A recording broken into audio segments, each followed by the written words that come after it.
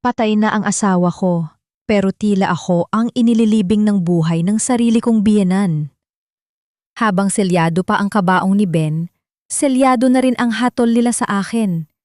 Pinalalayas ako sa sarili naming tahanan.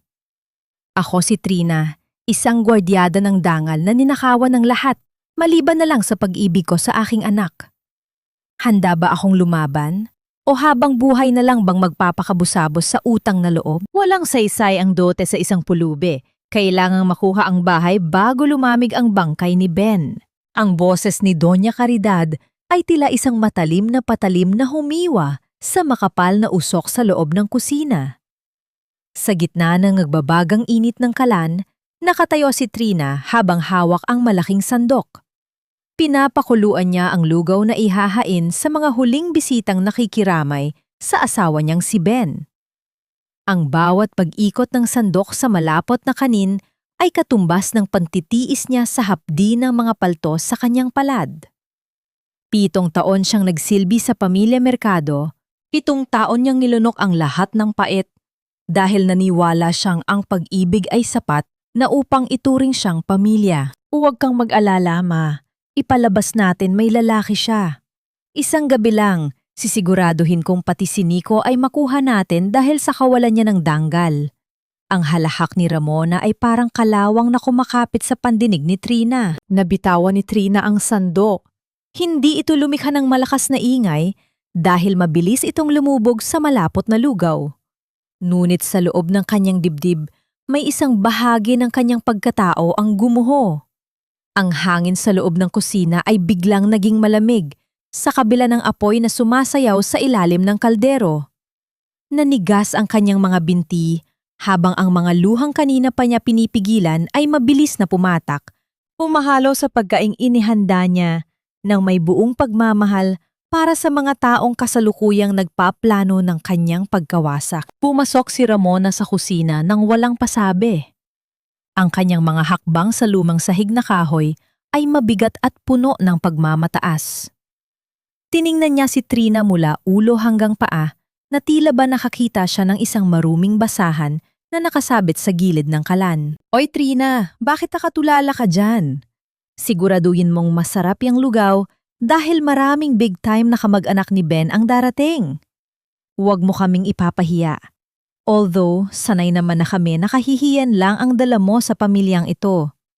Mumisi si Ramona habang pinaglalaruan ang kanyang mamahaling hikaw. Trina looked up, her eyes blurred with tears, but her voice remained trapped in her throat. Gusto niyang sumigaw. Gusto niyang itanong kung bakit sa gitna ng luksa ay nagagawa nilang maging ganito kalupit. Ang kanyang asawa, ang tanging proteksyon niya, ay nakahimlay pa sa kabaong ilang metro lang ang layo, ngunit ang mga buhay na lubo ay nagsisimula na siyang lapain. Ate Ramona, why are you doing this? Pabulong ang tanong ni Trina, halos hindi marinig dahil sa panginginig ng kanyang boses. Anong why?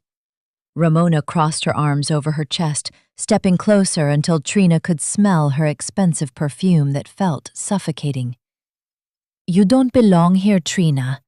Alam nating lahat na kaya ka lang naman pinakasalan ni Ben ay dahil sa awa. Ngayong wala na siya, wala ka na ring silbi rito. So don't act like a victim. It doesn't suit you. Tumalikod si Ramona at akmang lalabas na sana nang biglang pumasok si Doña Caridad.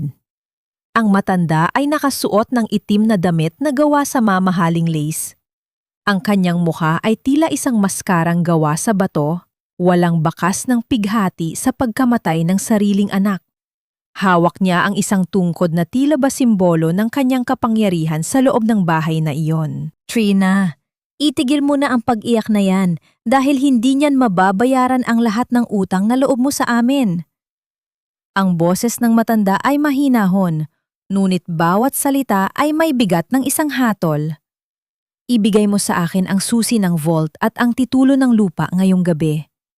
Isuko mo rin ang mga alahas na ibinigay sa'yo ni Ben, Ma, para po ito sa kinabukasan ni Nico.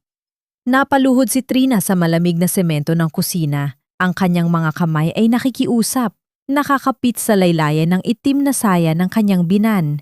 Ben left those for us. Walang sa iyo rito. Kinuha ni Doña Caridad ang kanyang kamay ng may pandidiri. Ibigay mo ang hinihingi ko ngayon din. O sisiguraduhin kong bukas na bukas din, hindi ka na makaka-attend sa libing ng sarili mong asawa. Pipigilan kita sa pinto at ipapakita ko sa lahat kung gaano kakawalang kwentang asawa. Naiwan si Trina na nakasubsob sa sahig habang naririnig ang paalis na mga hakbang ng dalawang babae. Ang katahimikan sa kusina ay naging isang malupit na kaaway. Tanging ang tunog ng kumukulong lugaw ang natitirang saksi sa kanyang pagkadurog. Hinawakan niya ang kanyang dibdib. Pilit na pinapakalma ang puso na tila gustong kumawala sa sobrang sakit. Paano niya nagagawang huminga sa ilalim ng bigat ng ganitong kawalang katarungan? Habang ang mundo ay nagluluksa para sa isang mabuting tao tulad ni Ben, sa loob ng sariling tahanan, ang kadiliman ay nagsisimulang lumamon sa tanging natitirang liwanag sa buhay ni Trina. Ang mga salita ni Doña Caridad ay patuloy na umaalingaw-ngaw sa kanyang isipan, isang banta na hindi lamang kukuha ng kanyang tahanan, kundi pati na rin ng kanyang karapatang magpaalam sa huling pagkakataon. Nakatitig si Trina sa apoy ng kalan. Ang kanyang paningin ay nakapako sa nababagang uling. Sa gitna ng labis na takot at pangungulila, isang tanong ang pilit na humihingi ng kasagutan sa kanyang isipan. Hanggang saan ang hangganan ng isang pusong handang magtiis para sa kanyang anak bago ito tuluyang maging abo? Siyam na araw ng pagpapanggap. Siyam na araw ng pagluhod sa matigas na sahig habang ang usok ng mga puting kandila ay tila sumasakal sa huling hininga ng dangan litrina. Ang tunog ng mga dasal na paulit-ulit na binibigkas ng mga matatanda ay hindi nagdala ng kapayapaan sa kanyang puso, kundi mas lalong nagpaigting sa pakiramdam na siya ay isang bilanggo sa loob ng sarili niyang tahanan. Ang bawat butil ng rosaryo na dumadaan sa kanyang mga daliri ay tila isang mabigat na tanikala na nagpapaalala sa kanya ng utang na loob na kailanman ay hindi niya mababayaran ayon sa kanyang biyenan. Trina, bakit ba ang itim ng ilalim ng mga mata mo? Nakakahiya sa mga bisita.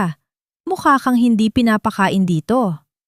Ang boses ni Doña Caridad ay bumasag sa katahimikan pagkatapos ng dasal. Sapat na malakas para marinig ng mga kamag-anak na kasalukuyang humihigop ng kape. Ang matanda ay nakaupo sa kanyang tila tronong silya, maringal at walang bahid ng pagod. Habang si Trina ay pawisan at namumutla mula sa pag-aasikaso sa kusina. Pasensya na po, Ma. Hindi lang po ako masyadong nakatulog dahil sa pag-aalaga kay Nico. Sagot ni Trina habang inilalapag ang tray ng mga biskwit. Hindi niya sinabing ang totoo ay dahil halos buong gabi siyang umiyak habang nakayakap sa unan ni Ben. Pilit na hinahanap ang nawawalang proteksyon. Ayan na naman ang mga dahilan mo, Ramona interjected, her voice dripping with sarcasm as she fanned herself. If you really care about Ben's memory, you should look presentable.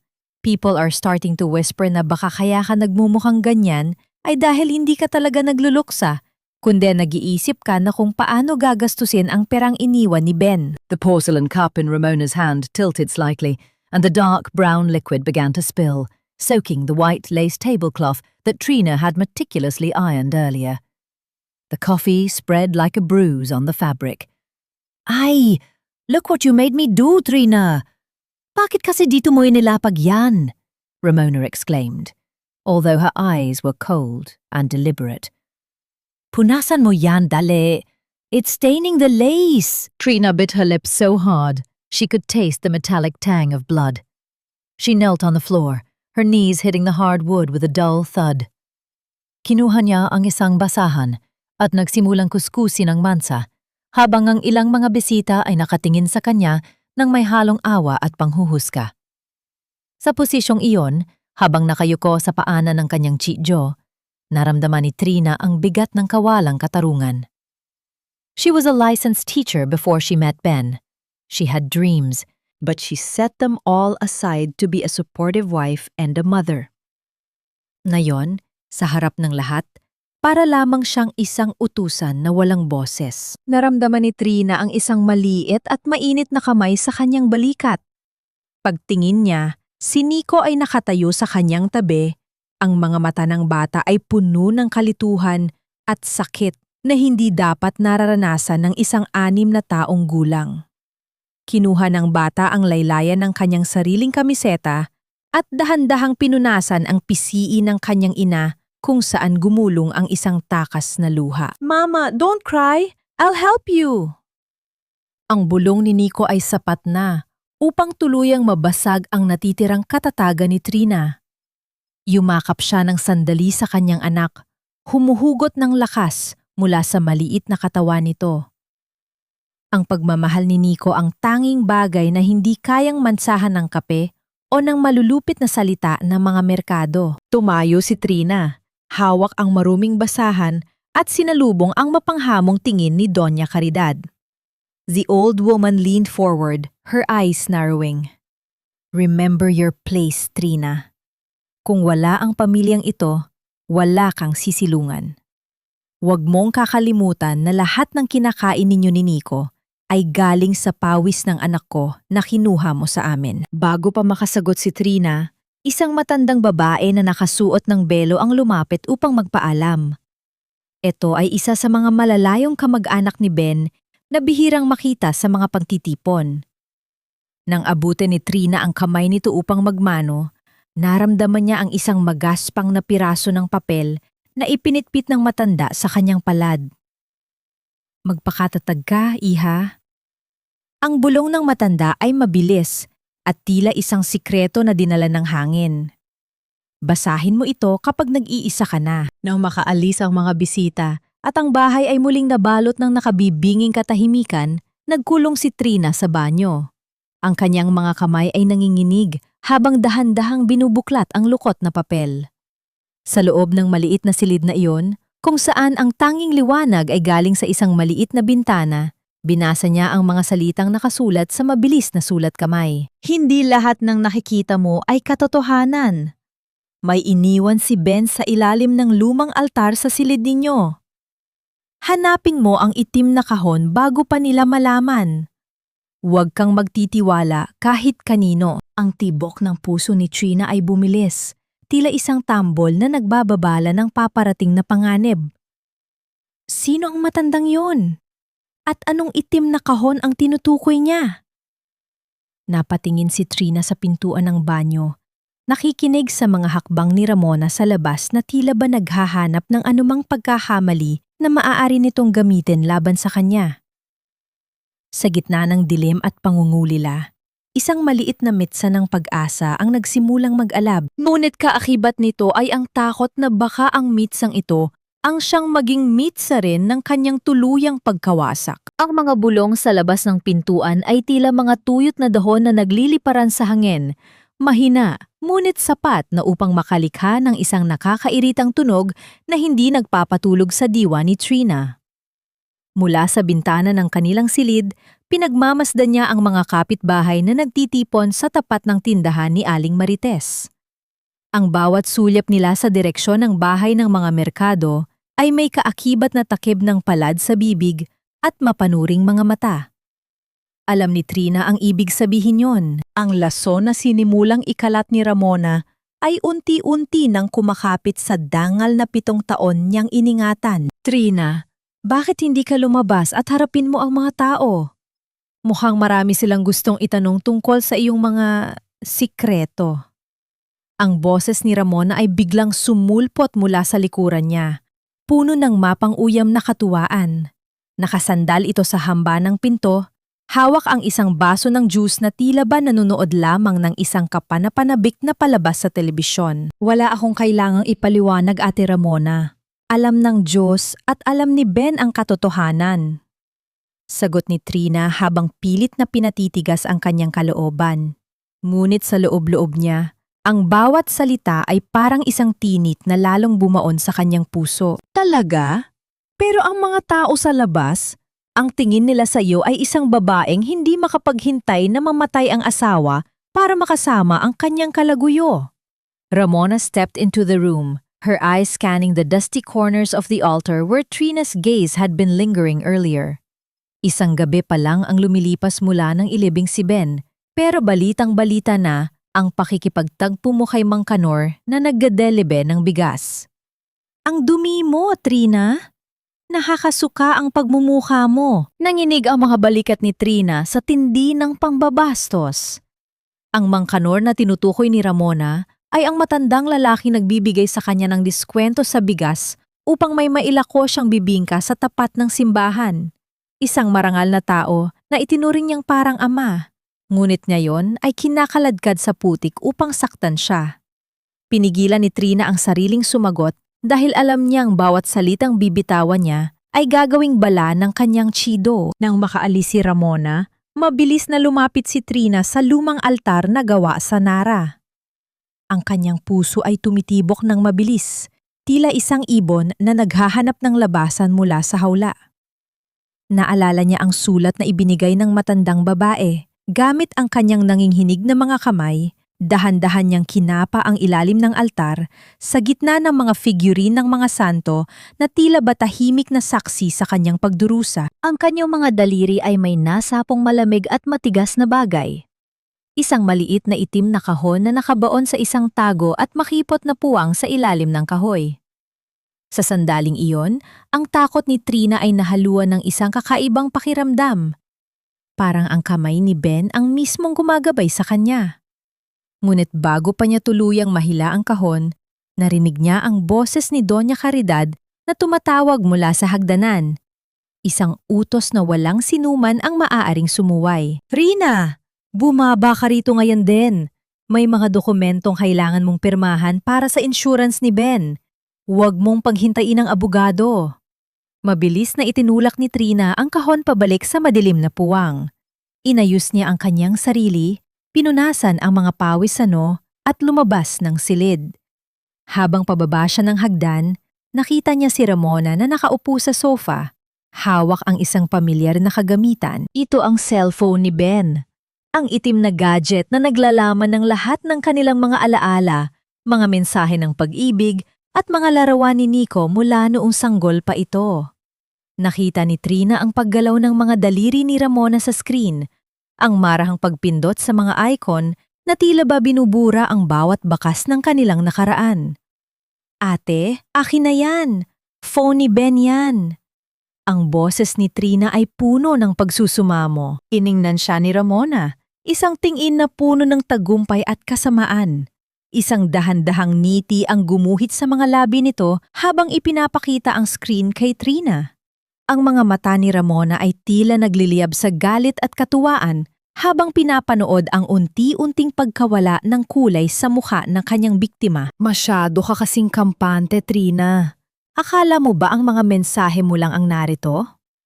Hindi mo alam kung gaano kadaling baguhin ang nakasulat dito para magmukhang ikaw ang nang-iwan at hindi ang iniwan.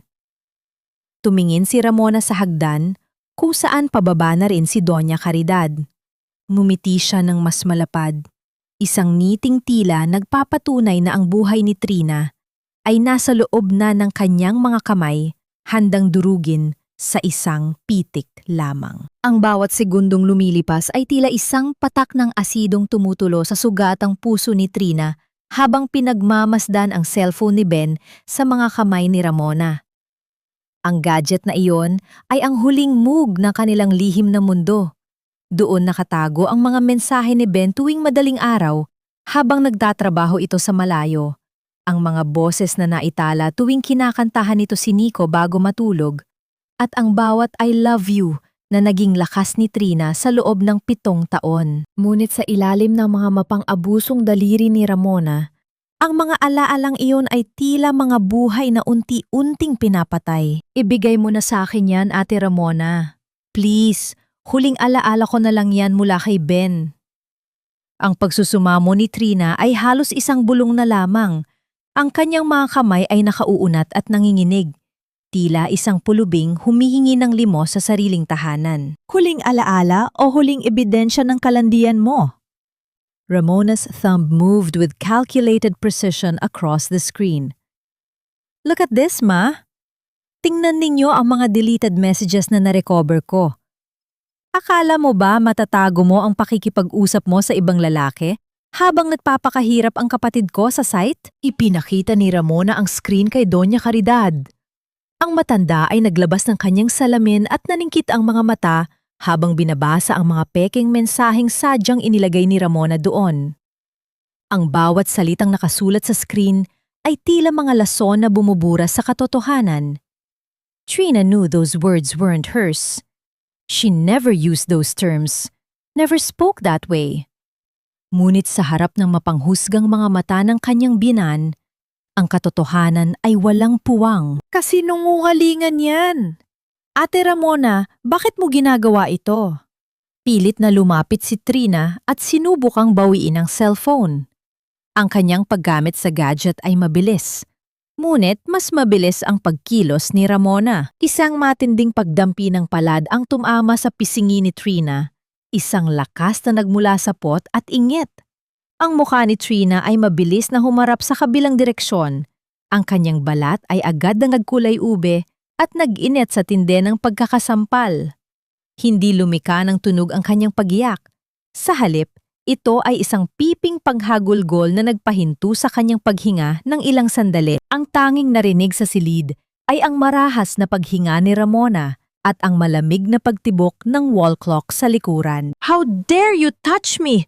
Ramona screamed, her face contorted with fake rage. At hindi lang pala panlalalaki ang alam mo, Trina? Ma, tingnan ninyo! Wala na sa jewelry box ninyo ang kwintas na garnet na regalo ni Papa. Siguradong ninakaw na rin ng babaeng ito para ibigay sa kalaguyo niya. Hindi ko magagawa yan. Trina whispered, her hand clutching her burning cheek. Her body felt cold, as if the blood had stopped flowing to her extremities. She looked at her mother-in-law, hoping to see even a sliver of doubt in her eyes. But she only saw a wall of cold stone. Ang pagkawala ng alahas ay isang luma, ngunit mabisang bitag. Alam ni Trina na itinago yun ni Ramona. Ngunit paano niya mapapatunayan ang kawalan ng sala sa isang bahay kung saan ang bawat sulok ay kakampi ng kasinungalingan? Inilapag ni Ramona ang cellphone ni Ben sa lamesa nang may sapat na diin upang ipakita ang kanyang kapangyarihan. Nilapitan niya si Trina at hinawakan ang buhok nito, pilit na iniangat ang mukha ng Go-Afu upang magtama ang kanilang mga mata. Ang bawat hibla ng buhok na nahihila ay nagdulot ng hapdi. Ngunit mas masakit ang mga salitang ibinulong ni Ramona sa kanyang tainga. "You are nothing, Trina. You are just a parasite who crawled into our lives. At sisiguraduhin naming maglalakad ka palabas ng bahay na ito nang walang kahit isang sentimo at walang kahit anong danggal na natitira." Doña Caridad stood up, her cane hitting the floor with a heavy rhythmic weight that signaled the end of the discussion.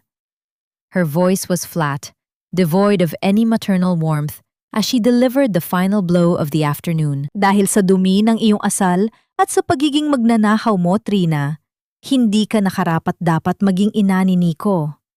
Isang gabi pa, bibigyan kita ng isang gabi para mag-impake.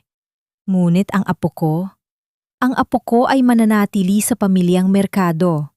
Hindi ko hahayaang palakihin siya ng isang babaeng walang moralidad." Naiwan si Trina na nakaluhod sa gitna ng sala. Ang kanyang mga daliri ay nakabaon sa makapal na alpombra. Ang bawat hibla ng tela ay tila sumasakal sa kanya. Ang katahimikan sa bahay ay naging isang malupit na kaaway. Dinidinig ang bawat paghikbi na hindi niya mailabas. Sa itaas, narinig niya ang tawa ni Nico na naglalaro. Walang kamalay-malay na ang kanyang mundo ay kasalukuyang winawasak ng mga taong dapat ay nagpoprotekta sa kanya. Paano niya ililigtas ang kanyang anak kung ang bawat hakbang niya ay nakatali sa isang kasalan ng hindi niya kailanman ginawa? Ang cellphone ni Ben ay nakahiga sa lamesa, tahimik at madilim, tila isang puntod ng lahat ng kanilang mga pangarap. Sa bawat pagpitik ng oras, tila unti-unting tinatapyas ang pag-asa sa dibdib ni Trina. Ngunit ang pinakamasakit na dagok ay hindi nanggaling sa salita, kundi sa isang desisyong kukuha sa tanging sandata niya para mabuhay. Madaling araw pa lamang, lumabas na si Trina sa likod ng bahay kung saan nakapwesto ang kanyang lumang pugon. Ito ay yari sa makapal na luwad at semento, nangiitim na sa usok ng maraming taon. Ngunit para kay Trina, ito ang kanyang dambana. Dito niya hinuhubog ang mga bibingkang nagpaaral sa kanya at nagpakain kay Nico. Ang amoy ng nasusunog na dahon ng saging at ang init ng nagbabagang uling, ang tanging bagay na nagparamdam sa kanya na mayroon pa siyang halaga. Dahan-dahang hinaplos ni Trina ang magaspang na gilid ng pugon. Naalala niya ang mga gabing kasama niya si Ben habang nagbabantay ng apoy. Ngunit ang katahimikan ng umaga ay binasag ng pagdating ng isang luma at mainay na truck. Ang paghinto ng sasakyan sa tapat ng kanilang bakod ay nagdulot ng isang hindi maipaliwanag na kaba sa kanyang sikmura. Ma, anong ginagawa nila rito? Ang tanong ni Trina ay puno ng pagtataka habang nakikita niyang bumababa sina Doña Caridad at Ramona mula sa beranda, suot ang kanilang mga niting, tila ba meron silang malaking pagdiriwang? Ay naku, Trina! Masyado ka kasing madrama. Ibinenta na ni Mama yang luma at maduming pugon mo. Sabi ni Ramona habang pinapaypayan ang sarili. Ang kanyang mga mata ay nagdiningning sa tuwa habang nakatingin sa dalawang lalaking bumababa mula sa truck. Sabi ko naman sa'yo, hindi mo na kailangan yan. Dahil aalis ka na rin naman dito, di ba? Napako si Trina sa kanyang kinatatayuan.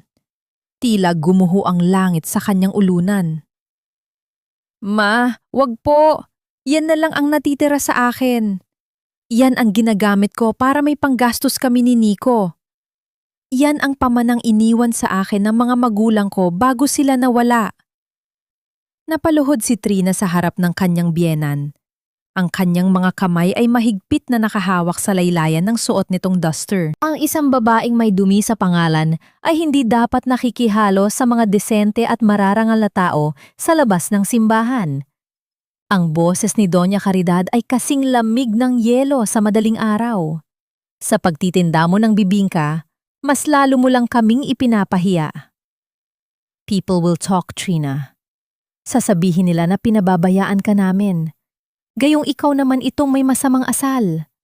Mas mabuting mawala na ang pugon na ito kaysa magsilbing paalala ng iyong pagiging mababang uri. Nagsimulang kumilos ang mga lalaki. Gamit ang makakapal na lubid at bakal na pang-angat, sinimulan nilang buhatin ang pugon. Ang bawat paggalaw ng mabigat na istruktura ay naglilika ng isang mahaba at masakit na kaskas sa sementadong sahig. Isang tunog na tila ba sumasama sa bawat hibla ng puso ni Trina. Please, stop! Huwag ninyong kunin yan! Tumayo si Trina at sinubukang harangan ang mga lalaki. Ngunit mabilis siyang hinablot ni Ramona sa braso. Ang pagkakahawak nito ay mahigpit, baon ang mga kuko sa balat ni Trina na nag-iwan ng mapupulang marka. Huwag kang gumawa ng eksena, Trina. Isipin mo si Nico. Gusto mo bang makita ng anak mo na nagwawala ang ina niya rito sa putikan? Ramona hissed into her ear, her breath smelling of bitter coffee. Nabitawan ni Trina ang kanyang paglaban. Ang kanyang mga balikat ay bumagsak. Ang kanyang paningin ay lumabo dahil sa baha ng mga luha. Pinanood niya ang kanyang pugon, ang kanyang buhay, ang kanyang danggal, habang dahan-dahang hinihila palayo sa kanya. Ang bawat pulgada ng paglayo nito ay tila isang pagtapas sa kanyang pagkatao. Wala na ang amoy ng dahon ng saging. Wala na ang init ng uling. Ang natira na lamang ay ang malalim at mahabang gasgas sa lupa. Isang sugat na permanenteng nakaukit sa semento, katulad ng sugat na ngayoy nakabaon sa pinakamalalim na bahagi ng kanyang kaluluwa. Habang umaandar ang truck palayo, dala ang tanging paraan niya upang itaguyod ang kanyang anak, naramdaman ni Trina ang isang nakabibinging kawalan. Ang usok mula sa truck ay tumabon sa kanyang paningin, tila isang madilim na tabing na naghihiwalay sa kanyang nakaraan at sa isang kinabukasang wala ng katiyakan. Nakatayo siya doon, mag-isa sa gitna ng likod bahay, habang ang boses ni Doña Caridad ay muling narinig, naguutos na linisin ang kalat na iniwan ng pugon. Hanggang kailan niya kayang tiisin ang bawat piraso ng kanyang buhay na unti-unting tinitibag ng mga taong itinuring niyang pamilya. Ang bawat gasgas sa semento ay tila isang piping saksi sa kanyang pananahimik. Ngunit sa loob ng kanyang nagdurusa at nag-aapoy na damdamin, isang bagong uri ng apoy ang nagsisimulang mabuo. Isang apoy na hindi na muling mapapatay ng kahit anong ulan. Ang langit ay tila nakikiramay sa bigat ng nararamdaman ni Trina, habang ang huling gabi ng 40 araw na pagluluksa ay binabalot ng isang malakas na buhos ng ulan. Ang bawat patak na tumatama sa bubong ay tila mga palasong tumitimo sa kanyang pandinig, nagbababala ng isang unos na mas malakas kaysa sa dala ng panahon. Sa loob ng bahay, ang katahimikan ay hindi nagdadala ng kapayapaan, kundi isang uri ng panlalamig na tila nagmumula sa mga pader na dati ay itinuring niyang kanlungan. Nakatayo si Trina sa gitna ng kanilang silid. Yakap ang isang lumang maleta na naglalaman ng kakaunting piraso ng damit at ang paboritong kumot ni Nico. Ang kanyang mga mata ay tuyot na sa dami ng naiyak na luha, ngunit ang kanyang puso ay tila isang basag na kristal na pilit na pinagdidikit ng kanyang natitirang lakas. Tapos na ang palabas, Trina. Ang boses ni Ramona ay nanggaling sa pintuan, matalas at walang bahid ng awa. Huwag mo nang hintaing kaladkarin ka pa namin palabas. Ang maleta mo ay naghihintay na sa labas ng gate kasama ang lahat ng basurang dinala mo sa pamilyang ito. Ate, gabi na at malakas ang ulan. Saan niyo ko gustong pumunta? Ang pagsusumamo ni Trina ay tila isang hanging nawawala sa gitna ng kulog. Pakiusap, kahit hanggang bukas na lang ang umaga. Kahit sa kusina na lang ako matulog. Lalabas ka ngayon din. Si Doña Caridad ang sumagot. Ang kanyang tinig ay kasing tigas ng bakal na rehas sa labas. Hindi ko hahayaang manatili ang isang babaeng may dungis sa aking pamamahay sa loob pa ng isang gabi. At huwag mo isiping isasama mo si Nico.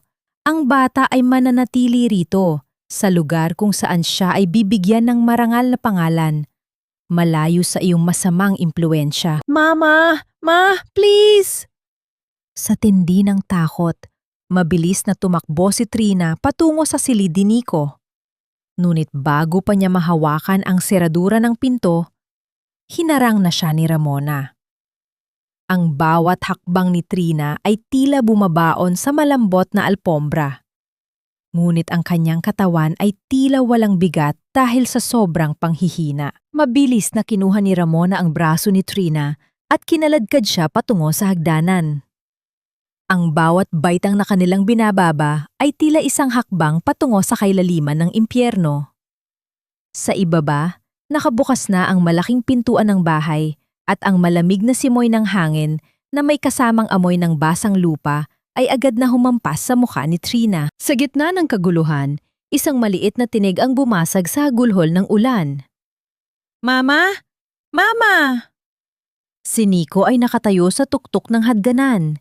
Ang kanyang mga mata ay nanlalaki sa takot habang nakikita ang kanyang ina na pilit na itinataboy. Nico! Anak! Pilit na kumakawala si Trina mula sa pagkakahawak ni Ramona.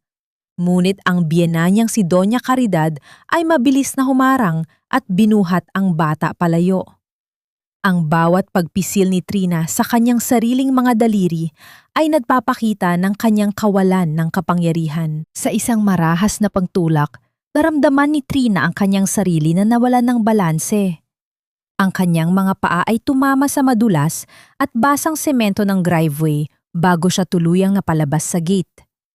Isang mabigat na pagbagsak ng maleta sa maputik na lupa ang huling bagay na nakita niya bago tuluyang isara ni Ramona ang malaking bakal na gate. Ang tunog ng bakal na nagtatama ay tila isang hatol ng kamatayan na naghihiwalay sa kanyang buhay.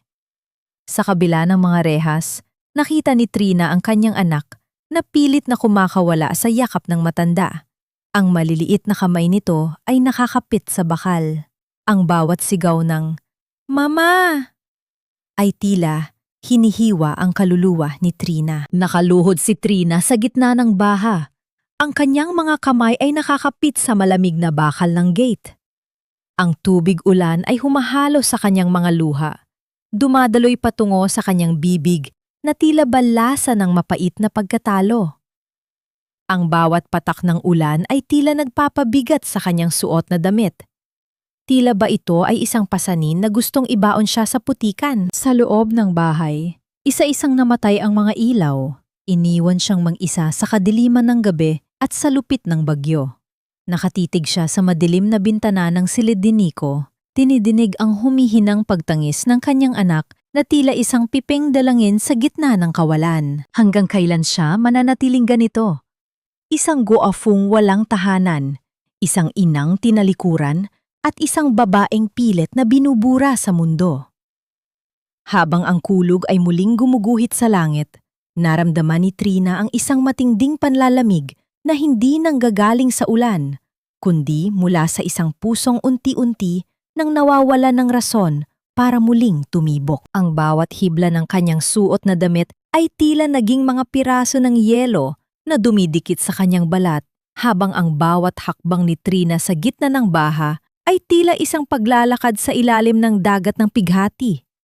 Sa dilim ng gabi, natagpuan niya ang isang maliit at abandonadong waiting shed malapit sa isang saradong panaderya. Ang bubong nito ay may butas, ngunit sapat na ang kakaunting silong na ibinigay nito upang pansamantalang mailigtas siya sa bagsik ng bagyo. Nakaupo sa malamig na semento, niyakap ni Trina ang kanyang basang maleta. Ang kanyang buong katawan ay nanginginig sa tindi ng paninigas ng mga kalamnan dahil sa lamig. Sa gitna ng kanyang panghinginig, naalala niya ang isang bagay na mabilis niyang isinilid sa maleta bago siya tuluyang pinalayas. Ang lumang banal na kasulatan ni Ben. Mabilis niyang binuksan ang maleta. Ang bawat galaw ng kanyang mga daliri ay tila isang pakikipaglaban sa sariling panghihina. Sa ilalim ng kanyang mga damit, naroon ang Biblia, nakabalot sa isang manipis na plastik. Kinuha niya ito ng may buong pag-iingat. Tila ba ito ang huling piraso ng kaluluwa ng kanyang asawa na maaari niyang hawakan? Habang dahan-dahang binubuklat ni Trina ang mga pahina, ang amoy ng lumang papel at ang tuyong tinta ay tila naghatid sa kanya pabalik sa mga gabing magkasama silang nagdarasal ni Ben. Ang bawat salitang nakasulat sa mga pahina ay tila mga bulong ng pag-ibig na nagmumula sa kabilang buhay. Ngunit sa pagitan ng aklat ng mga salmo, may isang bagay na nahulog sa kanyang kandungan. Isang maliit at kupas na sobre na nakadikit sa isang pahina gamit ang isang lumang tape. Ang puso ni Trina ay tila huminto sa pagtibok nang makita ang pamilya na sulat kamay sa harap ng sobre. Para kay Trina at Nico, ang nakasulat doon. Sa loob ng sobre, matatagpuan ang isang maliit na piraso ng papel na naglalaman ng isang direksyon at pangalan, Attorney Silvestre Aquino. Sa ilalim ng pangalan ay may isang maikling mensahe na tila bahula para sa kasalukuyang nangyayari. Trina, kung binabasa mo ito, alam kong wala na ako at marahil ay nahihirapan ka na. Hanapin mo si Silvestre. Siya ang magtuturo sa iyo ng daan. Kasabay ng papel, isang maliit na susi ang lumabas mula sa sobre. Hindi ito katulad ng mga karaniwang susi sa bahay o sa gate. Ito ay isang maliit at tila gawa sa tanso. May mga ukit na hindi pangkaraniwan at tila ba nagmula sa isang lumang panahon. Ang bawat paghaplos ni Trina sa malamig na metal ng susi ay nagbibigay ng isang kakaibang kuryente sa kanyang mga daliri. Hindi ito susi para sa isang vault ng pera na hinahanap ni Doña Caridad, at hindi rin ito susi para sa anumang kayamanan sa loob ng bahay ng mga merkado. Niyakap ni Trina ang Biblia at ang maliit na susi sa kanyang dibdib habang ang ulan ay patuloy na bumubuhos sa paligid. Ang kadiliman ng gabi ay hindi na tila kasing lupit ng kanina. Sa gitna ng kanyang kawalan, ang munting susing ito ay tila naging isang mitsa ng liwanag. Napagtanto niya na si Ben, sa gitna ng kanyang karamdaman bago pumanaw, ay may binuong isang lihim na mog upang protektahan sila ni Nico. Ang munting susing ito ay hindi para sa ginto, kundi para sa isang bagay na mas malalim.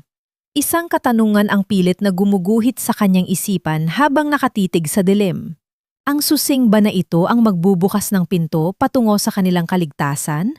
O ito ang maglalantad sa isang katotohanang mas masakit pa kaysa sa pagtataksil ng kanyang sariling biyenan? Ang susing ito ay hindi para sa isang vault ng salapi, kundi para sa isang memory box, sa isang bangko na tanging siya lamang ang may karapatang humawak. Ang bawat hakbang ni Trina sa maputik na eskinita ay tila paghatak sa isang mabigat na kadena ng kahihiyan. Ang dilim ng gabi ay mas lalong naging mapanganib dahil sa mga aninong tila sumusunod sa kanya. Ngunit wala na siyang ibang matatakbuhan. Sa dulo ng makipot na daan, nakatayo ang isang munting barong-barong na gawa sa pinagtagpitag pinyero at kahoy. Sa kabila ng karupukan nito, may isang lampara sa bintana na naglalabas ng madilaw at mainit na liwanag. Isang hudyat na may buhay at pagtanggap sa loob. Ang marahas na panginginig ng mga kamay ni Trina ay hindi na niya mapigilan nang itaas niya ang kanyang kamao upang kumatok sa pintuang gawa sa plywood. Hindi ito lumikha ng malakas na ingay, ngunit sa katahimikan ng gabi, ang bawat dait ng kanyang mga buko-buko sa kahoy ay tila isang pagsusumamo para sa kanyang buhay. Diyos ko, Trina! Iha, ano nangyari sa'yo? Ang boses ni Tia Deli ay pulo ng sindak at habag. Mabilis na bumukas ang pinto at ang amoy ng nasusunog na kahoy at tuyong tela ay agad na bumalot kay Trina. Si Tia Deli ay isang matandang biyuda na dati ay nakatira malapit sa palengke. Isa sa mga taong madalas bigyan ni Ben ng mga sobrang materyales sa construction noon upang maayos ang kanyang tumutulong bubong. Tia, wala na po akong matuluyan. Pinalayas po nila ako. Ang boses ni Trina ay halos maglaho sa panginginig. Ang kanyang mga labi ay kulay ube na sa tindi ng lamig. Halika, pumasok ka. Huwag kang mag-alala, ligtas ka rito. Inalalayan ng matanda si Trina sa isang bangkitong kahoy. Mabilis itong kumuha ng isang lumang tuwalya at ibinalot sa nanginginig na mga balikat ng goafu. Sa loob ng munting tahanan ni Tia Deli, walang malalambot na alpombra o mamahaling kasangkapan. Ngunit ang init ng pagtanggap ay mas higit pa sa anumang karangyaan ng mga merkado. Isang maliit na mangkok ng lugaw ang inilapag ng matanda sa harap ni Trina. Ang usok na nagmumula rito ay tila isang haplos sa kanyang naninigas na muka. Kumain ka muna, Iha. Alam kong sariwa pa ang sakit, pero kailangan mong maging malakas para kay Nico. Sabi ni Tia Deli habang marahang hinahaplos ang likod ni Trina. Naalala ko noong nagkasakit ang anak ko. Ang asawa mong si Ben ang nagdala sa amin sa ospital. Hindi siya humingi ng kapalit. Utang ko sa kanya ang buhay ng anak ko, kaya hinding-hindi kita pababayaan. Ang bawat higop ni Trina sa mainit na lugaw ay tila naglalagablab na gamot na bumubuhay sa kanyang nanlalamig na sistema. Hindi ito ang lugaw na niluto niya para sa mga mapanuring bisita sa mansyon. Ito ay lugaw na niluto ng may tunay na pagmamahal. Ang bawat butil ng kanin ay tila nagpapaalala sa kanya na ang kabutihan ni Ben ay hindi namatay kasama nito. Ito ay nabubuhay sa mga taong tinulungan nito. Niyakap ni Trina ang mainit na mangkok. Ang kanyang mga luha ay dahan-dahang pumatak at humalo sa sabaw. Tia, kinuha nila si Nico. Hindi ko alam kung paano siya mababawi. Ang pighati sa kanyang tinig ay tila isang sugat na bumubukas muli. Huwag kang mawala ng pag-asa, Trina. Ang katotohanan ay parang araw, maaring matakpan ng ulap, pero sisikat at sisikat pa rin yan. Ang munting susing hawak mo, tandaan mo, hindi ibibigay ni Ben sa'yo yan kung wala siyang tiwala sa tatag mo. Ang mga salita ni Tia Deli ay tila isang mitsa na muling nag-alay ng liwanag sa madilim na kaisipan ni Trina. Ngunit ang panandaliang katahimikan ay binalot ng isang hindi maipaliwanag na tensyon. Mula sa labas, narinig ang tunog ng mabibigat na hakbang sa maputik na lupa, kasunod ng paghinto ng isang motorsiklo sa tapat ng barong-barong. Ang bawat pag-ikot ng gulong sa putikan ay naghahatid ng kaba sa dibdib ni Trina. Isang marahas na paghampas ng kamao sa pintuang plywood ang nagpayanig sa buong dampa. Ang bawat pangtama ay tila nagbabantang gibain ang tanging kanlungan ni Trina. Deli, alam namin nariyan ang babaeng yan. Ilabas mo siya kung ayaw mong madamay ang barong-barong mo. Ang boses ay pamilyar. Isa ito sa mga tauhan na madalas utusan ni Ramona para sa mga maruruming trabaho. Napatingin si Trina kay Tia Deli. Ang takot ay muling bumalik sa kanyang mga mata. Ang anino ng mga lalaki sa labas ay tila mga dambuhalang lalamon sa kanilang munting silong. Niyakap ni Trina ang kanyang maleta. Ang kanyang puso ay tumitibok ng mabilis. Tila isang tambol na nagbababala ng isang panganib na hindi na niya matatakbuhan. Hanggang saan abot ang put ni Ramona? At sapat ba ang tatag ng isang munting dampa upang protektahan ang isang inang wala ng ibang sandata kundi ang isang munting susi at ang kanyang nagdurusat nag-aapoy na danggal? Buksan mo ang pinto, Deli! Huwag mong hintayin na kami pa ang gumiba nito. Ang bawat paghampas ng kamao ng mga lalaki sa labas ay tila nagpapayanig sa buong pundasyon ng munting dampa ni Tia Deli. Ang manipis na plywood ay dumadaing sa bawat bayo at ang bawat yanig ay tila isang dagok sa nanliliit na mundo ni Trina. Ang amoy ng takot ay humahalo sa lamig ng gabi habang si Trina ay nakasandig sa dingding, yakap-yakap ang kanyang maleta na tila ba ito ang huling salbabida sa gitna ng malupit na karagatan. Huwag kang matakot, Trina. Ako ang bahala rito. Ang bulong ni Tia Deli ay puno ng katatagan sa kabila ng kanyang katandaan.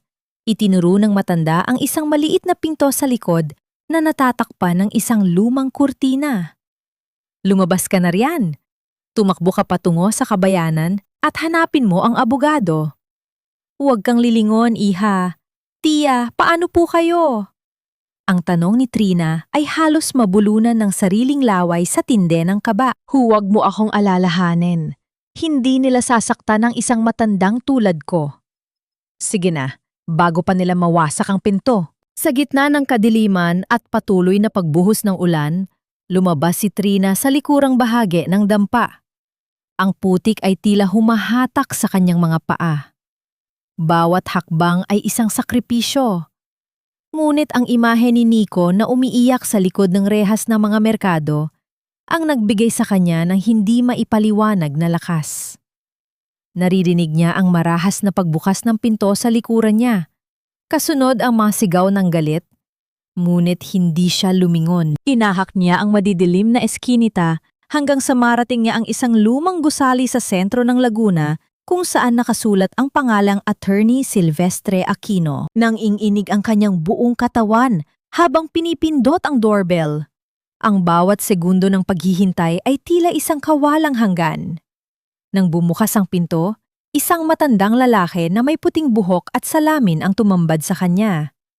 Ang kanyang mukha ay puno ng dignidad at kapayapaan, isang malaking kontras sa kaguluhang kapagkarakang tinakasan ni Trina. Attorney Silvestre? Ako po si Trina, ang asawa ni Ben Mercado. Nalaglag ang bahagyang higpit sa mukha ng abogado nang marinig ang pangalan ni Ben. Mabilis niyang pinatuli si Trina at binigyan ng tuyong tuwalya. You're finally here, Trina. Matagal na kitang hinihintay.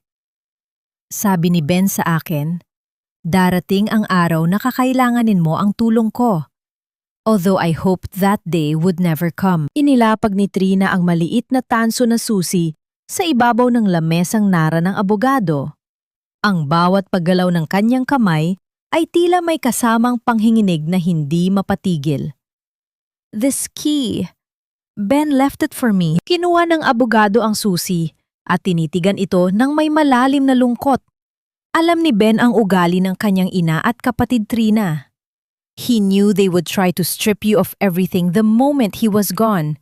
Kaya bago siya pumanaw, palihim kaming nagtrabaho upang protektahan ang kinabukasan ninyo ni Nico. Binuksan ni Attorney Silvestre ang isang makapal na folder. Trina, hindi pera o lupa ang direktang iniwan sa iyo ni Ben.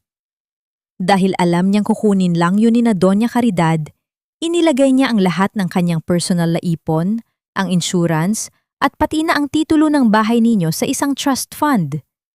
It's a legal fortress, Trina. Ikaw ang itinalaga niyang tanging tagapang-alaga nito hanggang sa lumaki si Nico. Hindi ito mahahawakan ni na Doña Caridad kahit anong gawin nila. Naramdaman ni Trina ang isang matinding bugso ng emosyon. Ang bawat salita ng abogado ay tila isang haplos ni Ben mula sa kabilang buhay. He protected us. Even when he was suffering, he thought of us. Ngunit may isang problema, Trina. Ang tinig ni Attorney Silvestre ay naging seryoso. Ang trust fund ay may moral clause. Ben wanted to ensure that Nico is raised by a mother of good character. Kung mapapatunayan ni na Ramona na ikaw ay nagtaksil o may masamang asal, may karapatan silang questionin ang iyong pagiging guardian sa korte.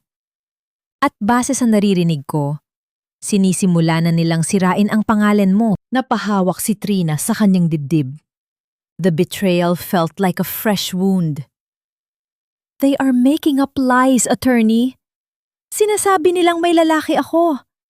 Binubura nila ang mga messages sa phone ni Ben. I know, iha. Kaya kailangan natin lumaban ng mas matalino. Attorney Silvestre leaned forward, his eyes reflecting the lamplight. Ang susing hawak mo ay para sa isang safety deposit box sa bangko. Hindi ginto ang laman yon, kundi ang huling mensahe ni Ben at ang mga ebidensyang kinalap niya laban sa sarili niyang pamilya bago siya mamatay. Pero bago natin makuha yon, kailangan mong manatiling matatag. Can you do that, Trina? Can you face them and clear your name? Napatitig si Trina sa maliit na susi. Sa labas, ang ulan ay unti-unti nang humihina. Ngunit sa loob ng kanyang puso, ang bagyo ay nagsisimula pa lamang mag-alab. Ang laban na ito ay hindi na lamang tungkol sa pera o sa bahay. Ito ay tungkol sa kanyang karangalan bilang asawa at ang kanyang karapatan bilang isang ina. Hanggang kailan niya kayang dalhin ang bigat ng katotohanan habang ang buong mundo ay nakatingin sa kanya ng may panghuhusga. Ang munting susing ito ang kanyang huling alas. Ngunit handa ba siyang harapin ang masakit na katotohanang itinatago ni Ben tungkol sa sarili nitong pamilya? Tila ba ang bawat pixel sa screen ng cellphone ay nagiging lason na unti-unting pumapatay sa dangal ni Trina? Habang nakasilong sa opisina ni Attorney Silvestre, hindi sinasadyang mabuksan ni Trina ang social media. Doon, bumungad sa kanya ang mga screenshot ng mga peking mensahe na ipinaskil ni Ramona. Ang bawat salitang bastos at mali siya na nakadikit sa kanyang pangalan ay tila mga maduming kamay na humahaplos sa kanyang pagkatao. Ang mga komento ng mga taga-Laguna, ang mga taong dati ay bumibili ng kanyang bibingka ng may ngiti, ay puno na ngayon ng pangungutya at pandidire. Ganyan pala ang mukha ng banal na Go-a-Fu, nakasulat sa isang komento. Isang mitsa ng kasalanan sa loob ng bahay ng mga merkado, saad ng isa pa. Nabitawan ni Trina ang kanyang hawak. Ang bawat hininga niya ay tila may kasamang bubog na sumasugat sa kanyang lalamunan. Napasandal siya sa malamig na pader, ang kanyang mga mata ay nakatitig sa kawalan, habang ang dilim ng depresyon ay tila isang dambuhalang anino na unti-unting lumalamon sa kanya. Sa loob ng ilang oras, nanatili siyang hindi gumagalaw, hindi kumakain, at tila ba ang kanyang kaluluwa ay kusa ng lumilisan sa kanyang katawan. Ano pa ang saysay ng lumaban kung ang buong mundo ay naniniwala na sa kasinungalingan? Ngunit sa gitna ng kanyang pagdarahop, ang katahimikan ng gabi ay binalot ng isang panaginip na tila mas totoo pa sa realidad. Sa kanyang pag-idlip dahil sa pagod, nakita niya si Nico. Ang bata ay nakatayo sa gitna ng isang madilim na pasilyo sa mansyon ng mga merkado. Ang kanyang maliliit na kamay ay nakakapit sa kanyang dibdib at ang kanyang mga mata ay puno ng luha. Mama, natatakot ako. Mama, kailan ka babalik? Ang boses ni Nico ay tila isang mahinang ihip ng hangin na nagmula sa kailaliman ng kanyang puso. Nabalik ang diwa ni Trina nang maramdaman niya ang init ng isang takas na luha sa kanyang pisingi. Ang bawat tibok ng kanyang puso ay tila naging isang malakas na tawag ng tungkulin. Hindi siya pwedeng sumuko. Kung hahayaan niyang malunod siya sa hiya at sakit, sino ang kukuha kay Nico sa kuko ng mga lobong yon? Ang dangal ay hindi lamang tungkol sa kung ano ang sinasabi ng ibang tao. Ito ay tungkol sa katotohanang alam niya sa kanyang sarili at ang pangakong binitiwan niya kay Ben. Attorney Silvestre, hindi na ako pwedeng magtago rito. Ang boses ni Trina, bagamat paos, ay may bagong uri ng talim at determinasyon. Ang bawat pagpisil niya sa kanyang mga palad ay nagpapakita ng kanyang pagpapasya. Anong balak mo, iha? Mapanganib ang bumalik doon nang wala pa tayong sapat na bala mula sa safety deposit box. Ang pag-aalala sa mukha ng abogado ay tila isang babala. Ngunit alam ni Trina na ang oras ay hindi na niya kakampi. Kung hihintayin ko pa ang lahat ng ebidensya, baka tuluyan na nilang malason ang isipan ng anak ko. Babalik ako sa mansyon. Haharapin ko sila, hindi bilang isang biktima, kundi bilang asawa ni Ben at ina ni Nico. Hahayaan ko silang ilabas ang lahat ng kanilang pot dahil doon ko makikita kung saan sila pinakamahina. Tumayo si Trina, inayos ang kanyang gusot na damit at kinuha ang maliit na tanso na susi. Ang kanyang paglakad patungo sa pinto ay may kasamang bigat at paninindigan. Ang bawat hakbang ay tila isang pagsyendak ng digmaan laban sa kawalang katarungan. Hindi na siya ang babaeng luluhan na lamang sa sulok ng kusina. Ang bawat hapdi ng sampal ni Ramona at ang bawat malamig na salita ni Doña Caridad ay naging gasolina na nagpapatakbo sa kanyang nag-aapoy na pagnanais na mabawi ang kanyang buhay. Abang papalapit ang sasakyan sa mansyon ng mga merkado, ang mga ilaw ng bahay na dati ay tila bituin sa kanyang paningin ay nagmukhang mga mata ng isang halimaw na naghihintay. Ang gate na yari sa bakal ay dahan-dahang bumubukas, tila isang bibig na handang lalamunin siya muli. Ngunit sa pagkakataong ito, hindi pang inginig ang nararamdaman ni Trina sa kanyang mga tuhod. Ang bawat pag-ikot ng gulong sa driveway ay tila isang countdown patungo sa isang pagsabog. Alam ni Trina na sa oras na tumuntong ang kanyang mga paa sa loob ng bahay na yon, wala na siyang balikan. Ang tanging paraan para makalabas siya ng buo ay ang harapin ang bawat kasinungalingan ng may nakabibinging katotohanan. Handa na ba siyang harapin ang huling hagupit ni Ramona at Doña Caridad? O ang kanyang pagbabalik ay magsisilbi lamang na paraan upang tuluyan siyang mabaon sa putik na kanilang inihanda? Ang dahan-dahang pagbukas ng pinto ng mansyon ay naglabas ng isang uri ng lamig na tila nagmumula sa kailaliman ng isang puntod. Sa gitna ng malawak na sala, sa ilalim ng dambuhalang chandelier na nagbibigay ng maputlang liwanag, nakatayo si Trina. Hindi na siya ang babaeng dumatig sa putika noong nakaraang gabi. Suot ang kanyang pinaka-disenteng itim na damit, ang kanyang likod ay tuwid na tila isang kawayang tumatayo sa gitna ng unos. Ang bawat paghingaan niya ay kontrolado, bagamat ang kanyang puso ay tila isang tambol na nagbababala ng digmaan. "You have the nerve to show your face here?" Ang boses ni Ramona ay pumailan lang mula sa itaas ng hagdanan, puno ng pandidire at hindi makapaniwalang katuwaan. Dahan-dahan itong bumaba. Ang bawat hakbang ng kanyang takong sa marmol na sahig ay tila isang insulto sa katahimikan ng bahay. Akala ko ba malinaw na ang usapan?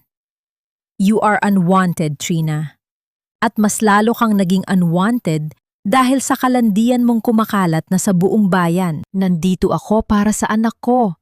Ang boses ni Trina ay hindi nanginghinig. Ito ay may lalim at talim na tila ba ngayon lamang narinig sa loob ng mga pader na ito. Hindi ako aalis dito na hindi kasama si Nico. Isang matunob na tawa ang kumawala sa mga labi ni Ramona. Oh, look at you! Feeling empowered? Ma, tingnan ninyo ang paborito ninyong manugang. Mukhang nakahanap na yata ng bagong tagapagtanggol.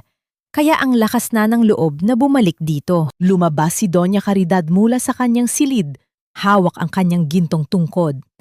Ang bawat pagdait ng dulo ng tungkod sa sahig ay naglalabas ng isang mabigat na tunog na tila bahaton ng isang hukom. Tinitigan niya si Trina ng may malamig na pagkamuhi. Ang kanyang mga mata ay tila ba sinusukat kung gaano pa katatag ang babaeng nasa harap niya. Trina, Sapat na ang kahihiyang ibinigay mo sa pangalan ng mga merkado. Ang boses ng matanda ay mahinahon, ngunit bawat salita ay may bigat ng isang sumpa. Umalis ka na bago ko patawagin ang mga tauhan ko para kaladkarin ka muli palabas. Wala kang karapatan sa batang iyon. At wala kang karapatan sa pamamahay na ito. Lumapit si Trina, hindi natitinag sa banta ng kanyang binan. Tumigil siya ng may sapat na distansya, sapat upang makita ang bawat guhit ng katandaan at poot sa mukha ni Doña Caridad. Sa sandaling iyon, ang takot na dati ay bumabalot sa kanyang pagkatao ay tuluyan ng naglaho, pinalitan ng isang hindi matitinag na katotohanan. Ang utang na loob ay may hangganan, Doña Caridad. 7 taon ko kayong pinagsilbihan ng higit pa sa isang utusan. 7 taon kong nilunok ang bawat panalait ninyo dahil mahal ko si Ben. Pero ang pag-ibig ng ina ay walang katapusan. Ang boses ni Trina ay tila isang deklarasyon na nagpatahimik sa buong sala. Hindi ninyo pwedeng itago si Nico sa akin dahil ako ang ina niya. At hindi mababago ng anumang peking mensahe o kasinungalingan ang katotohanan iyon. Ramona stepped forward, her face contorted with rage. You're trespassing! Wala ka ng puwang dito! Siguro naman nabasa mo na ang mga balita, di ba? Everyone hates you! You are a disgrace! Isang dahan-dahang ngiti ang gumuhit sa mga labi ni Trina. Isang ngiting hindi inaasahan ni Ramona. Ang dangal ko ay hindi nakadepende sa mga kwentong inimbento ninyo, Ate Ramona. At ang bahay na ito, Doña Caridad, alam nating dalawa ang totoo. Hindi ninyo ako pwedeng palayasin dahil alam ninyo kung ano ang nakasulat sa mga dokumentong iniwan ni Ben. Ang mukha ni Doña Caridad ay biglang nawalan ng kulay. Ang kanyang pagkakahawak sa tungkod ay humigpit hanggang sa mamute ang kanyang mga buko-buko. The silence that followed was heavy and suffocating, filled with the unspoken secrets of the Mercado family. Layas! I'll call the police! Ramona screamed, her hand reaching for the telephone on the side table. Ipapakaulap kita sa salang trespassing at pagnanakaw. Huwag mong subukan, Ramona. Ang utos ni Doña Caridad ay mabilis at puno ng kaba, isang bagay na hindi pa naririnig ni Trina mula sa matanda. Tumingin ang biyenan kay Trina. Ang kanyang mga mata ay nagpapakita ng isang uri ng takot na pilit nitong itinatago sa likod ng kanyang pagkamataas. Trina stood her ground, her gaze fixed on the stairs where she could feel the presence of her son. The battle lines were drawn, and for the first time in 7 years, she was no longer the one retreating. Sige, tumawag kayo ng pulis. Isama niyo na rin ang media. Mas gusto kong maraming makakita kung paano ninyo itinago ang apo ninyo at kung paano ninyo nakuha ang mga alahas na ibinibintang ninyo sa akin. Ang bawat salita ni Trina ay tila isang patibong na dahan-dahang sumasara sa paligid ng mga merkado. Ang tensyon sa loob ng mansyon ay tila isang kwerdas ng gitara na sobrang higpit. Isang pitik na lang ay tiyak na mapuputol at lilika ng masakit na tunog. Ang paghahamon ni Trina ay tila isang malamig na tubig na ibinuhos sa nagbabagang galit ni Ramona. Ngunit bago pa man makasagot ang mapang apinchido, ang pagpulas ng liwanag mula sa isang sasakyan sa labas ay gumuhit sa malawak na bintana ng sala, sinusundan ng marahang paghinto ng isang makina sa tapat ng pintuan. Ang bawat tibok ng puso ni Trina ay tila nagdiriwang. Alam niya ang ibig sabihin ng pagdating na iyon. Ang marahang pagpihit ng seradura ng pinto ay naghatid sa pagpasok ni Attorney Silvestre Aquino. Hindi siya nag-iisa. 2 opisyal ng kapulisan na nasa kanilang uniforme ang sumunod sa kanya. Ang kanilang mga mukha ay seryoso at puno ng awtoridad. What is the meaning of this? Attorney Silvestre, bakit ka nagdadala ng pulis sa pamamahay ko? Ang boses ni Doña Caridad ay nanginghinig, hindi lamang sa galit, kundi sa isang matinding kaba na hindi na niya kayang itago sa likod ng kanyang gintong tungkod. Doña Caridad, hindi na ito tungkol sa mga usaping pampamilya lamang. Ang boses ni Attorney Silvestre ay kasing lamig ng gabi, Bawat salita ay may dalang bigat ng katotohanan. Nandito kami para maghain ng mga kaukulang dokumento at magsagawa ng investigasyon base sa mga ebidensyang nakalap namin nitong mga nakaraang oras. Binuksan ng abogado ang kanyang suot na leather briefcase at inilabas ang isang makapal na folder. Tumingin siya ng diretso kay Ramona na sa sandaling iyon ay unti-unti nang nawawalan ng kulay ang muka. Ate Ramona, we have evidence of cyber libel and falsification of private documents. Napag-alaman ng mga eksperto na ang mga mensaheng ipinost mo online ay nanggaling sa isang spoofing application na naka-install sa iyong personal na tablet. At hindi lang yan. Ipinakita ni Attorney Silvestre ang mga bank statement na nagpapakita ng malalaking halaga na inilipat mula sa family business account ng mga merkado patungo sa mga personal na utang sa kasino sa pangalan ni Ramona Mercado. That's a lie! Inimbento nyo lang yan para protektahan ang babaeng yan! Ang sigaw ni Ramona ay puno ng desperation. Ang kanyang mga kamay ay nanginginig habang pilit na inaagaw ang mga papel. Ngunit mabilis siyang hinadlangan ng isang opisyal. Ngunit ang pinakamatinding dagok ay hindi doon natapos. Tumingin si Attorney Silvestre kay Doña Caridad, na sa sandaling iyon ay napaupo sa sofa. Ang kanyang tungkod ay dahan-dahang dumausdos sa sahig nang walang ingay. Doña Caridad, alam ni Ben ang lahat. Alam niyang nalulunod na sa utang si Ramona at alam niyang kukunin ninyo ang lahat kay Trina kapag nawala siya. Kaya bago siya pumanaw, isinangla niya ang mansyong ito sa isang trust fund na siya mismo ang nagpayo. Ang mansyong ito, ang lupa, at ang lahat ng ari-arian ni Ben ay hindi na sa inyo. It is legally owned by the trust for the benefit of Nico, with Trina as the sole administrator. Nabalot ng nakabibinging katahimikan ang buong sala. Ang bawat paghinga ni Trina ay tila isang panalangin ng pasasalamat. Ang katotohanang matagal niyang ipinaglaban ay sa wakas ay lumabas na, kasing liwanag ng sikat ng araw pagkatapos ng bagyo. Hindi maari. Ben would never do this to me. I am his mother! Ang bulong ni Doña Caridad ay halos hindi na marinig. Ang kanyang mga mata ay nanlalabo habang nakatingin sa kawalan. Ang kapangyarihang 7 taon niyang ginamit upang busabusing si Trina ay naglaho sa loob ng isang saglit. Trina stepped forward, her gaze softening as she looked at the staircase. She wasn't looking for revenge. She was looking for her life. Umakyat siya sa hagdan. Ang bawat hakbang niya ay puno ng dignidad at pag-ibig. Sa tuktok, nakita niya si Nico na nakasilip sa pintuan ng kanyang silid. Ang mga mata ng bata ay nagiliwanag nang makita ang kanyang ina. Mama! Ang sigaw ni Nico ay tila isang himig ng kalayaan.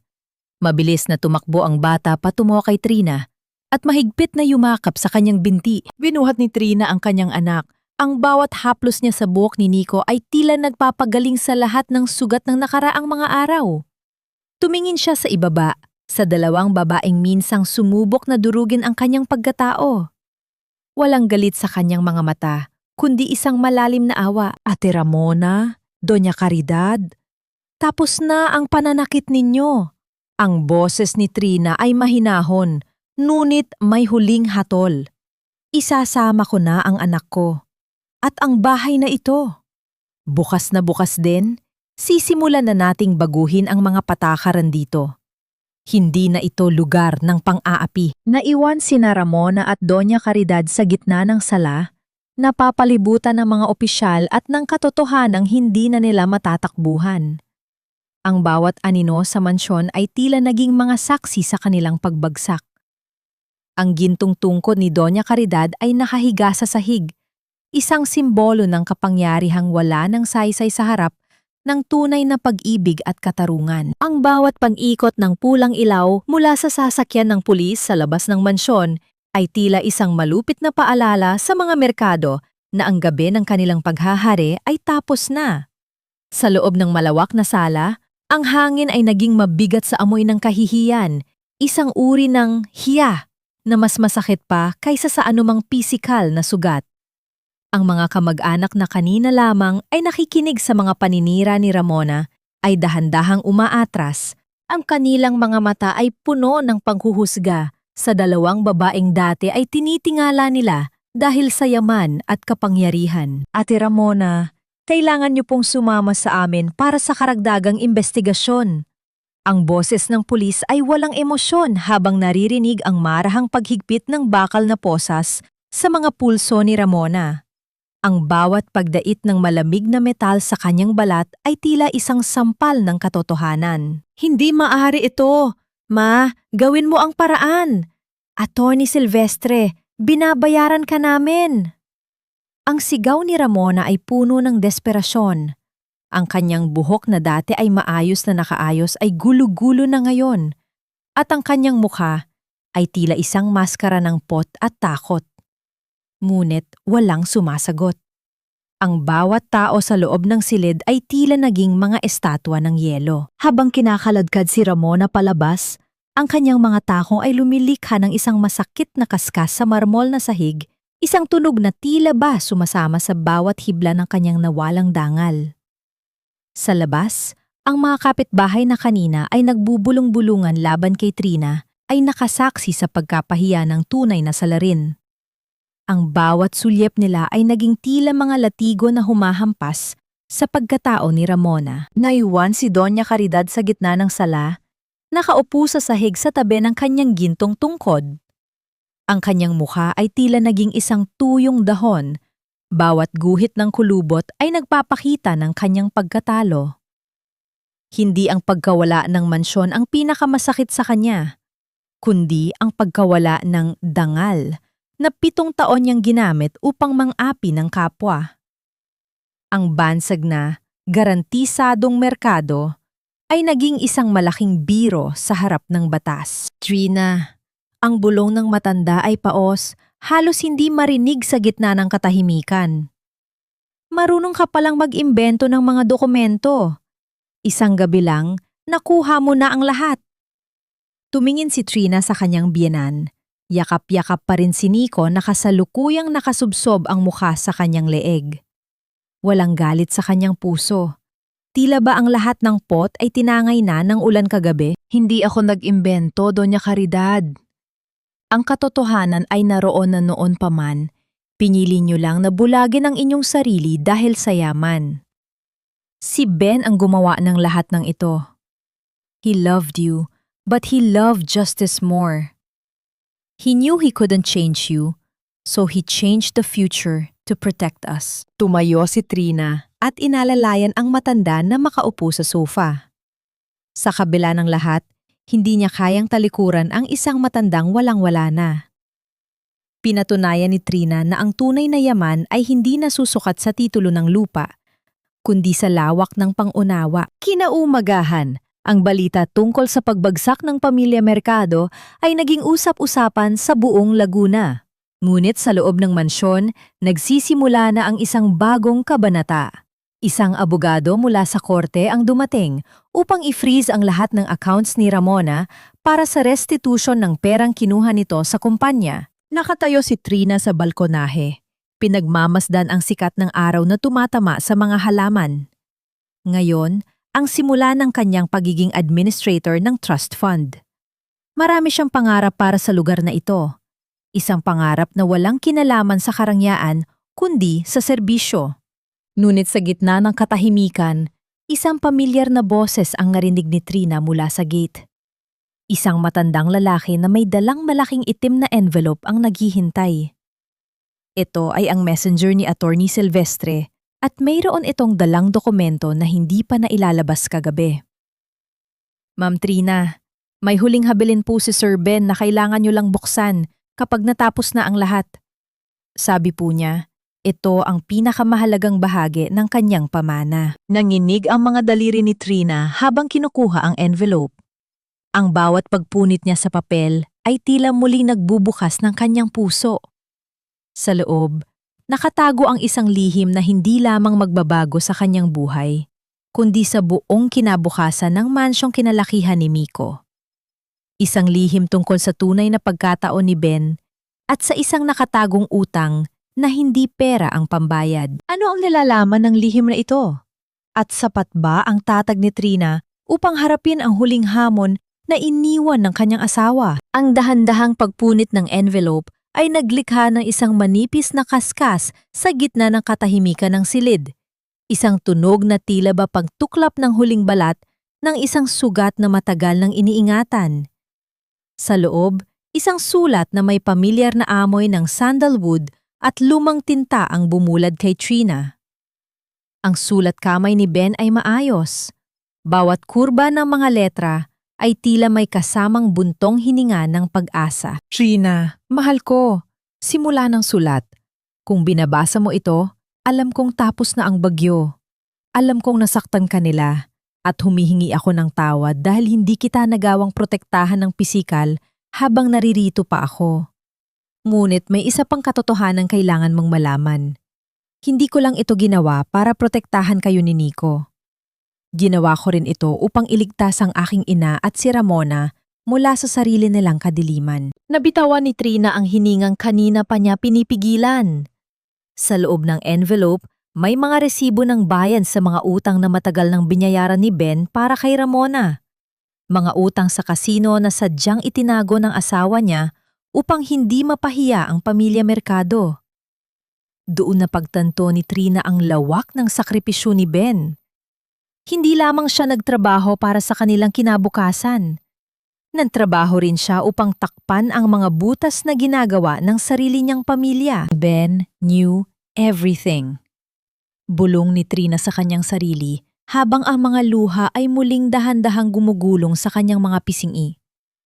He kept it all inside just to keep the family together. Lumabas si Trina sa balkonahe at nakita si Doña Caridad na nakaupo sa hardin, nakatitig sa bakanteng espasyo kung saan dating nakatayo ang pugo ni Trina. Ang matanda ay tila lumiit. Ang kanyang dating maringal na tindig ay napalitan ng isang mapait na pagkakayuko. Dahan-dahang lumapit si Trina, bit-bit ang isang manipis na shawl. Inilagay niya ito sa mga balikat ng matanda, isang haplos na hindi naghahanap ng kapalit. Ma, alam na po ni Ben ang lahat. Ang boses ni Trina ay mahinahon, walang halong panunumbat. Binayaran niya ang mga utang ni Ate Ramona bago pa siya mawala. He did it because he loved you. He wanted to give you a chance to be better. Nanginig ang mga balikat ni Doña Caridad. Ang kanyang mga kamay na dati ay matikas na humahawak sa gintong tungkod ay nakapatong na lamang sa kanyang kandungan, nangiinig at tila humihingi ng patawad. Sa unang pagkakataon sa loob ng 7 taon, ang matandang babae ay humarap kay Trina nang walang maskara ng pagkamataas. Ang kanyang mga mata ay puno ng pagsisisi. Isang uri ng pighati na tanging ang katotohanan lamang ang makakapaglabas. Patawarin mo ako, Trina. Ang tinig ng matanda ay halos maglaho sa hangin. Nabulag ako ng takot na mawalan ng lahat, hanggang sa sarili kong anak ay hindi ko na nakilala. Akala ko, ang yaman ang magliligtas sa atin. Pero ito pala ang sisira sa atin. Hinawakan ni Trina ang kamay ng kanyang binan. It was a golden moment of healing. Sa gitna ng pagkawasak ng kanilang pamilya, isang bagong pundasyon ang nagsisimulang mabuo. Isang pundasyon na hindi gawa sa semento o ginto, kundi sa pagtanggap at pagpapatawad. Hindi ko po kayo palalayasin, Ma. Ang mansyong ito ay mananatiling tahanan ni Nico at tahanan niyo na rin. Pero magbabago na tayo. Ang boses ni Trina ay puno ng determinasyon.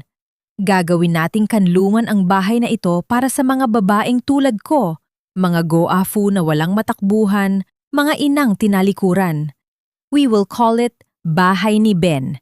At dito, wala nang muling itataboy sa ulan. Isang dahan-dahang ngiti ang gumuhit sa mga labi ni Doña Caridad sa gitna ng kanyang mga luha. Sa sandaling iyon, ang pot na tila isang pader sa pagitan nila ay tuluyan ng gumuho. Ang sikat ng araw ay tumama sa kanila, tila isang basbas mula sa langit. Nagpapahiwatig na, ang pinakamasakit na bahagi ng kanilang buhay ay natapos na. Nakatayo sila doon, Dalawang babaeng pinag-isa ng pighati at nayon ay pinaglalapit ng pag-asa. Sa loob ng bahay, narinig nila ang tawa ni Nico na naglalaro. Isang tunog na tila ba musika ng bagong simula. Ang bahay ni Ben ay hindi na lamang isang gusali ng mga merkado. Ito ay magiging isang simbolo ng pagbangon mula sa abo. Ngunit sa gitna ng kapayapaang ito, alam ni Trina na may isang malaking hamon pa siyang kailangang harapin. Ang pagbisita kay Ramona sa kulungan. Handa na ba siyang harapin ang taong sumira sa kanyang dangal? O mayroon pa bang mga sikretong nakatago na maaari muling magpagulo sa kanilang katahimikan? Isang taon ang lumipas at ang hangin sa paligid ng mansyon ng mga merkado ay hindi na kasing bigat ng dati. Ang bawat sulok ng malawak na bakuran na dati ay nababalot ng takot at pighati ay puno na ngayon ng halimuyak ng nasusunog na dahon ng saging at ang tamis ng galapong na niluluto sa init ng uling.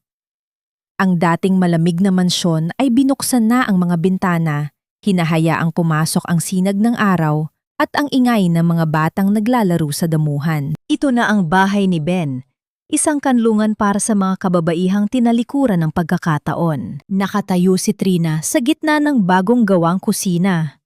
Ang kanyang mga kamay ay bihasa sa paghubog ng bibingka. Ang bawat paglalagay niya ng itlog na maalat at keso sa ibabaw ng malapot na hinalo ay tila isang ritual ng pasasalamat. Hindi na nanginginig ang kanyang mga daliri. Sa halip, ang bawat galaw niya ay puno ng tiwala at katahimikan. Ang kanyang mga mata ay nadminingning, hindi na dahil sa luha, kundi dahil sa pag-asang kailanman ay hindi na muling mababali. Mama, heto na po ang mga bagong pitas na dahon. Ang boses ni Nico ay puno ng sigla habang tumatakbo patungo sa kanyang ina. Bit-bit ang mga luntiang dahon ng saging na pinunasan niya ng maigi. Ang bata ay masigla at malusog. Ang bawat bakas ng trauma mula sa nakaraan ay napalitan na ng mga niting, abot hanggang sa kanyang mga mata. Salamat anak, ipatong mo lang dyan. Ang tugon ni Trina ay may kasamang malambing na haplos sa buhok ng anak. Tumingin siya sa dulo ng kusina at nakita si Doña Caridad. Ang matanda ay nakaupo sa isang silya. Hindi na hawak ang gintong tungkod bilang sandata, kundi bilang gabay lamang sa kanyang paglalakad. Ang kanyang mga kamay ay dahan-dahang tumutulong sa pagtatali ng mga kahon ng bibingka. Ang pagiging matapobre ay tuluyan ng natunaw. Pinalitan ng isang mapagkumbabang pagnanais na makatulong sa negosyo ng kanyang manugang. Ma, tikman niyo po itong unang luto. Inabutan ni Trina ang kanyang biyena ng isang piraso ng mainit na bibingka. Ang pagdait ng kanilang mga daliri ay hindi na nagdadala ng panlalamig, kundi isang init na nagmumula sa isang pusong natutong magpatawad. Napakasarap, Trina! Ang bulong ni Doña Caridad ay may kasamang dahan-dahang pagtango. Nayon ko lang naintindihan kung bakit ito ang piniling buhay ni Ben. May kakaibang saya sa bawat pagkaing ibinibigay mo ng may pagmamahal. Bago matapos ang hapon, nagtungo si Trina sa isang lugar na matagal na niyang pinaghahandaan ng sarili, ang bilangguan ng lalawigan. Sa loob ng malamig na silid ng dalawahan, nakatapat niya si Ramona. Ang kanyang chido ay nakasuot ng kulay kahel na uniforme. Ang kanyang balat ay maputla at ang kanyang mga mata ay wala ng ningning ng kapangyarihan. Walang posa sa kanilang pag-itan, ngunit ang makapal na salamin ay tila isang pader ng mga pagkakamaling hindi na maibabalik. Bakit ka pa pumunta rito? Para pagtawanan ako? Ang broses ni Ramona ay paos at puno pa rin ng pait. Ngunit wala na itong talim na tulad ng dati. Nandito ako para sabihing hindi kita kinalimutan, Ate Ramona. Inilapag ni Trina ang isang maliit na lalagyan ng bibingka sa counter. Ang bawat paghinga ni Trina ay malaya, walang bakas ng put. Ben paid your debts before he died. He wanted you to have a chance to change. At kahit anong gawin mo, pamilya ka pa rin ni Nico. Kapag natapos na ang sentensya mo, may lugar ka pa rin sa bahay ni Ben. pero hindi na bilang amo, kundi bilang isang taong handang magsimula muli. Nangalumbaba si Ramona sa tapat ng salamin, ang kanyang mga balikat ay dahan-dahang nanginig sa isang piping paghikbi. Ang bawat pagtakas ng luha sa kanyang mga mata ay tila isang paghuhugas sa maruming nakaraan. Hindi sumagot si Ramona, ngunit ang kanyang paghawak sa salamin sa tapat ng kamay ni Trina ay sapat na upang sabihing tinanggap niya ang hamon ng pagbabago. Sa kanyang paglabas mula sa bilangguan, sinalubong si Trina ng isang malakas na ihip ng hangin. Ang bawat pagsayaw ng mga puno sa paligid ay tila isang palakpak ng kalikasan. Tumingala siya sa langit, kung saan ang kulay ng dapit hapon ay tila isang dambuhalang painting ng kapayapaan. Naramdaman ni Trina ang isang pamilyar na init sa kanyang balikat, tila isang haplos na matagal na niyang hinahanap. Alam niyang hindi siya mag-isa. Ang diwa ni Ben ay nananatili sa bawat babae na tutulungan ng kanilang pundasyon, sa bawat bibingkang na ibibigay sa nagugutom, at sa bawat tawa ni Nico na nagmumula sa isang malayang puso. Dangal, hindi yaman, ang tunay na pamana. Ang mga salitang ito ay hindi na lamang nakasulat sa papel, kundi nakaukit na sa bawat hininga ni Trina. Ang kanyang paglalakad patungo sa kanyang sasakyan ay may ritmo ng isang babaeng alam ang kanyang halaga. Ang goafong dati ay itinaboy sa ulan, ay siya na ngayong nagbibigay ng silong sa gitna ng unos. Ang kanyang kwento ay hindi natapos sa pighati, kundi nagsimula sa isang pagmamahal na mas malakas pa kaysa sa kamatayan. Sa huling pagkakataon, ang gapit hapon sa Laguna ay tila naging isang saksi sa katahimikang matagal ng hinanap ni Trina.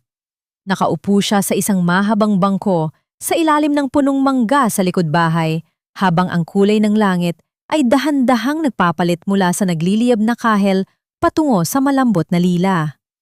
Ang bawat ihip ng hangin ay tila isang marahang haplos na nagpapatunay na ang lahat ng bagyo sa kanyang buhay ay tuluyan ng lumipas. Iniwan lamang ang mga aral na nakaukit sa kanyang puso. Nilingon ni Trina ang loob ng mansyon kung saan nakabukas ang lahat ng mga ilaw. Doon, nakita niya si Doña Caridad na matyagang tinuturuan si Nico na magbasa ng isang lumang aklat. Ang bawat dahan-dahang pagturo ng matanda sa mga letra ay may kasamang ngiti at pasensya, isang imaheng hindi kailanman inakalang mangyayari ni Trina. Ang unang tanong sa kanyang puso ay muling narinig. Napatawad na ba niya ang lahat? Ang pagpapatawad na pagtanto ni Trina ay hindi isang biglaang pangyayari, kundi isang dahan-dahang proseso ng pagpapakawala. Hindi niya pinili ang magpatawad dahil kinalimutan na niya ang sampali Ramona o ang malulupit na salita ni Doña Caridad. Pinili niyang magpatawad dahil ayaw na niyang bitbitin ang bigat ng galit habang hinahawakan ang kamay ng kanyang anak. Ang pagpapatawad ay ang huling regalong ibinigay niya sa kanyang sarili at kay Ben. Pinatawad niya ang kanyang mga kaaway, hindi dahil karapat-dapat sila, kundi dahil ang kanyang puso ay karapat-dapat sa kapayapaan. Naramdaman ni Trina ang isang matinding kalmado sa kanyang buong pagkatao. Ang bawat paghinga niya ay malalim at walang hadlang. Ang ikalawang katanungan ay nasagot na rin. Mayroon na ba siyang kapayapaan? Ang bahay ni Ben ay hindi na lamang isang gusali. Ito ay naging extension ng kanyang kaluluwa. Ang bawat babaeng nabibigyan niya ng trabaho at ang bawat batang nabibigyan niya ng pagkakataong mag-aral ay tila mga tahi na nagbubuo sa dating basag-basad niyang buhay. Ang katahimikan sa kanyang isipan ay hindi na puno ng mga alalahanin, kundi ng mga plano para sa ikabubuti ng iba. Natagpuan niya ang tunay na kapayapaan sa gitna ng paglilingkod. Tumayo si Trina at lumapit sa bakanting lugar kung saan dati ay may malalim na gasgas ang semento dahil sa pagkaladkad ng kanyang pugon. Ngayon, ang lugar na iyon ay natatakpan na ng mga malalagong halaman at bulaklak. Dito, ang huling aral ng kanyang kwento ay dahan-dahang nagliwanag para sa lahat. Ang tunay na pamana ay hindi nasusukat sa lawak ng lupain, sa rami ng ginto, o sa ningning ng apelidong dala mo. Ang tunay na yaman ng tao ay ang kanyang dangal, ang kakayahang manatiling mabuti sa gitna ng kawalang katarungan at ang lakas na bumangon nang hindi nananakit ng iba. Ang buhay ni Trina ay naging isang patunay na ang pagtitiis na may kalakip na dignidad ay laging nagbubunga ng isang tagumpay na hindi na kayang nakawin ng sinuman. Ang kabutihan ni Ben ay hindi namatay. Ito ay naging isang binhi na ngayoy na bibigay ng masaganang bunga sa marami. Niyakap ni Trina ang kanyang sarili habang pinagmamasdan ng bituin na isa-isang sumusulpot sa kalangitan. Tapos na ang kwento ng goafong merkado. Ito na ang simula ng kwento ni Trina. Isang babaeng malaya, isang inang matatag, at isang kaluluwang ganap ng gumaling. Ang bawat hibla ng kanyang karanasan ay naging isang magandang kapa na suot niya ng may buong pagmamalaki. Ang huling bulong ng hangin ay tila nagdala ng isang pamilyar na boses na tila ba nagsasabi, "Mahusay, Trina. Proud ako sa iyo." Isang dahan-dahang ngiti ang gumuhit sa kanyang mga labi habang dahan-dahan niyang isinasara ang pintuan ng mansyon, bit-bit ang kapayapaang kailanman ay hindi na muling matitinag.